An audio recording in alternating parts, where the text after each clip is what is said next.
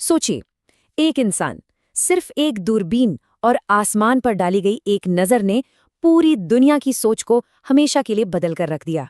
जी हाँ, आज हम बात करने वाले हैं उसी महान शख्सियत की, गैलीलियो गैलीली। तो सवाल ये है कि आखिर ये थे कौन? कौन था वो आदमी जिसकी एक नज़र ने इतिहास का पूरा रुख ही मोड़ दिया? जी, वो थे गैलीलियो गैलीली। वो सिर्फ एक एस्ट्रोनॉमर नहीं थे, वो एक क्रांतिकारी थे।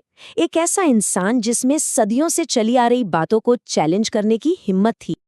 अब गैलीलियो की कहानी को ठीक से समझने के लिए हमें थोड़ा सा पीछे जाना होगा। चलिए चलते हैं उस दुनिया में जहां वो रहते थे। हम बात कर रहे हैं 16वीं सदी की। सोचिए, एक ऐसी दुनिया जहां हर कोई यही मानता था कि हमारी धरती ही इस पूरे ब्रह्मांड का सेंटर है। सूरज, चांद, सितारे, सब कुछ हमारे चक्कर काटता है। और यहीं पर दो अलग अलग दुनियाओं का टकराव हो रहा था। देखिए, एक तरफ थी वो दुनिया जो कहती थी कि जो मान लिया गया है वही सच है, मतलब पृथ्वी ही सब कुछ है, चर्च ने जो कह दिया वो पत्थर की लकीर है, और सवाल करना, अरे वो तो गुनाह है।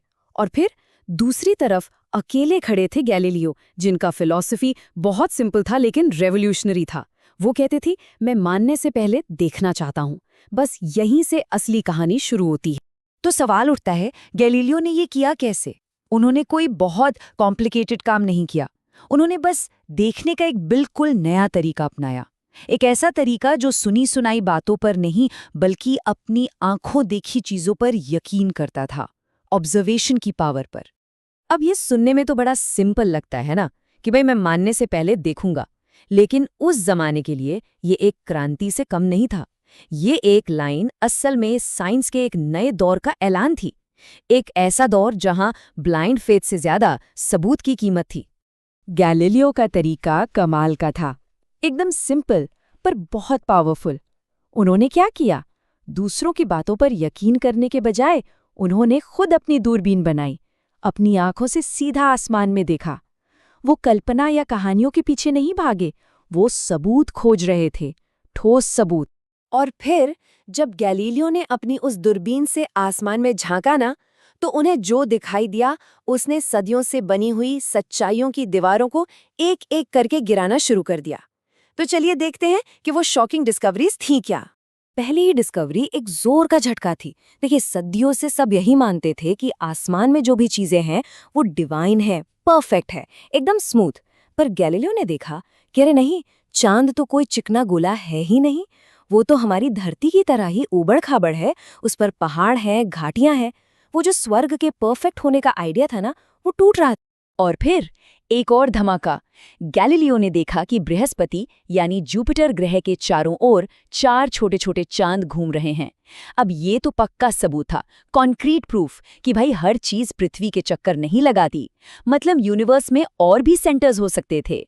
इसके बाद उन्होंने अपनी दूरबीन का मुंह वीनस यानी शुक्र ग्रह की तरफ मोड़ा, और जानते हैं उन्होंने क्या देखा? कि वीनस के भी हमारे चांद की तरफ फेजेस होते हैं, कभी पूरा, कभी आधा, कभी एक पतली सी लकीर जैसा। अब इसका हिसाब किताब बड़ा सीधा था। ऐसा सिर्फ और सिर्फ तभी हो सकता था जब वीनस धरती का नहीं बल्कि सूरज का चक्कर लगा रहा हो।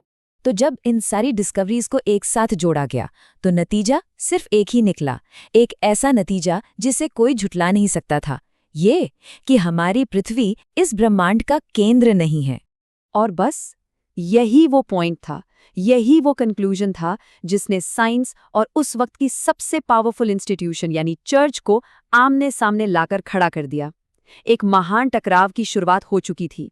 सबसे बड़ा भूचाल तो तब आया जब गैलीलियो ने पब्लिकली खुले तौर पर उस मॉडल को सपोर्ट कर दिया जो कहता था कि सूरज सेंटर में है और पृथ्वी उसके चारों तरफ घूमती है। ये चर्च की सदियों पुरानी टीचिंग्स पर एक सीधा हमला था। इसके बाद तो चीजें बहुत तेजी से घटी। गैलीलियो ने सन सेंटर्ड मॉडल को सपोर्ट किया, चर्च ने उन्हें वार्निंग दी, लेकिन वो नहीं माने। और आखिर में 1633 में उन पर धर्म के खिलाफ जाने का मुकदमा चला दिया गया। अब सोचिए, उस ट्रायल के जबरदस्त प्रेशर में और शायद अपनी जान बचाने के लिए गैलीलियो को सबके सामने झुकना पड़ा। उन्हें ये कहने पर मजबूर किया गया कि मैं गलत था। जरा सोच कर देखिए इस बात को। अपनी पूरी जिंदगी की मेहनत, अपनी आंखों से देखा हुआ सच, उसे खुद अपने मुंह से झूठ कहना पड़ा। और सजा क्या मिली? Lifelong house arrest. अपनी बची हुई पूरी जिंदगी घर में नजर कैद। उन्होंने गैलीलियो के शरीर को तो कैद कर लिया, पर उनके विचारों को, उनके आइडियाज को कोई कैद नहीं कर सका। तो हाँ, उस दिन शायद गैलीलियो एक इंसान के तौर पर हार गए, लेकिन उनकी असली लेगेसी, उनकी सच्ची विरासत कुछ और ही थी। एक ऐसा सच जिसे कोई जेल, कोई सजा कभी भी कैद नहीं कर सकती। गैलीलियो ने हमें वो चीज़ दी जिस पर आज का पूरा मॉडर्न साइंस खड़ा है। उन्होंने हमें 3 सिंपल रूल सिखाए। रूल नंबर 1, परंपरा से ऊपर है एक्सपेरिमेंट। रूल नंबर 2, अंधविश्वास से ऊपर है क्वेश्चन। और रूल नंबर 3, कल्पना से ऊपर है एविडेंस। आज भी पूरा का पूरा विज्ञान इन्हीं 3 पिलर्स पर टिका हुआ है। तो आखिर में गैलीलियो की कहानी सिर्फ ग्रहों के घूमने के बारे में नहीं है।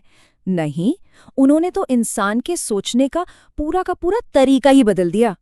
उन्होंने हमें एक बहुत जरूरी बात सिखाई कि सच को मानने से पहले उसे अपनी आंखों से देखने का साहस होना चाहिए। और ये कहानी हमें एक आखिरी सवाल के साथ छोड़ जाती है कि अगर किसी में सच को देखने का, उसे कबूल करने का साहस ही ना हो, तो क्या वो सच वाकई में सच रह जाता है?